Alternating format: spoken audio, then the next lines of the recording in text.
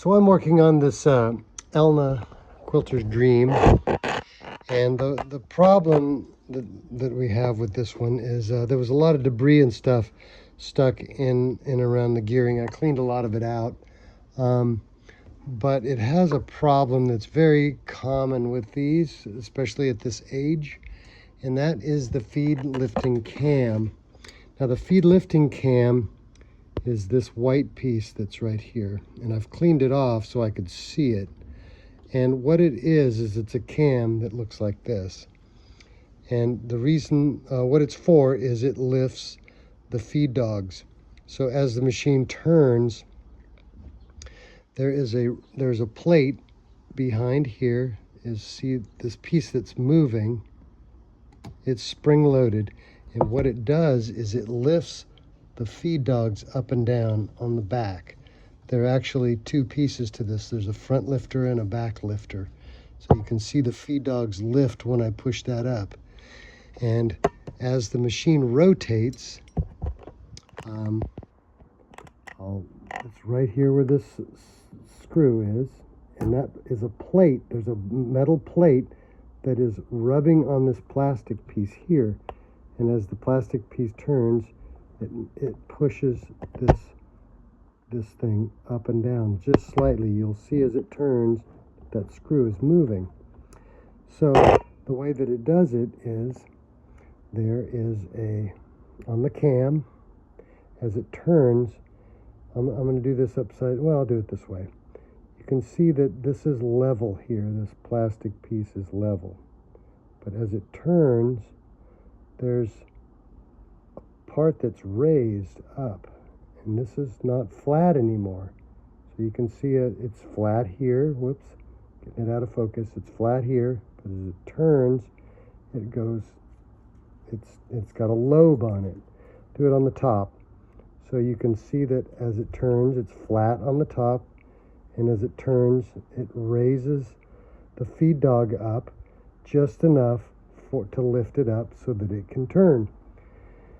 And there's also another lobe on this other opposite side, and it raises exactly the same as the other one, but it raises the front of the feed dog, and this one raises the back of the feed dog. So the problem with this machine is that this metal piece, it's a plate that rubs on this thing. It has worn this plastic down, so if you can see, it's hard to see on the camera here, but this the flat part on the lifting part, here's the flat part and here's the lifting, but where the metal piece is, it's all worn down. It's no longer flat and straight across. There's about 70% of the lift is gone. So the machine can't lift the feed dog to the required amount. Now I can adjust this screw and I can lift it up, but the ratio is going to be really bad and the stitch will never look good, and it will get worse. It'll get to the point where it won't even look like a stitch, and it won't even pick up the feed dogs. Will eventually stop lifting. So this piece needs to be replaced. It's a simple piece. It's not very expensive. However, what has to come off is everything on the shaft that goes across here. I didn't take the side cover off yet.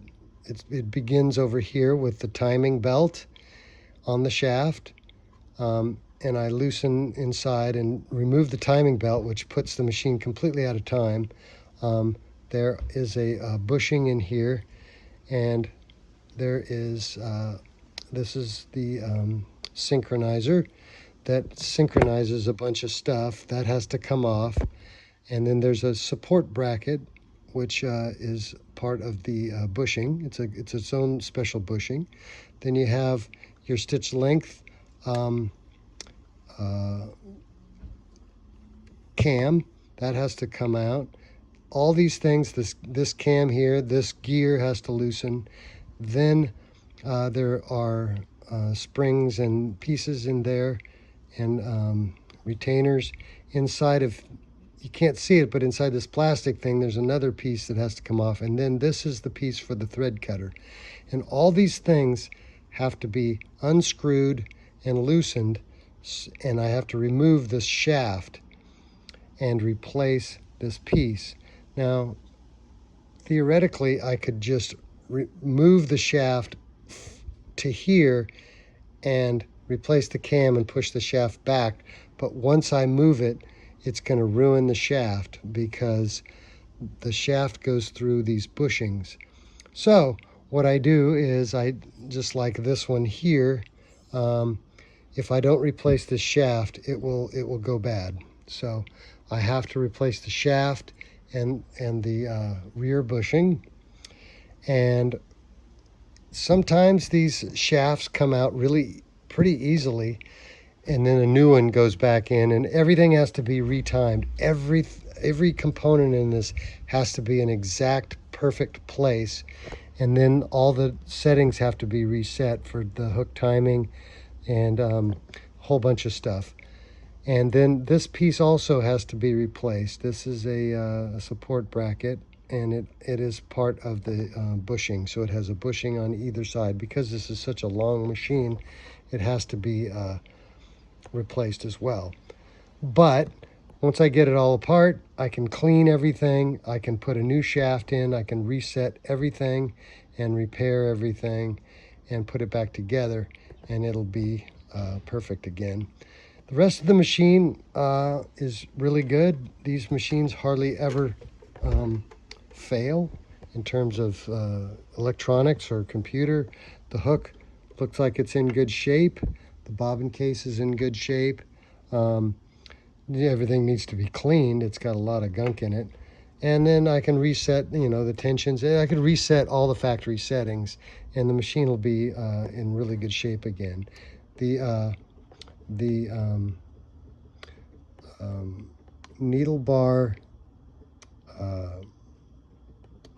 frame seems good, so I'm not too worried about that. But that's what's going to need to be done to this machine in order for it to be back in working order again.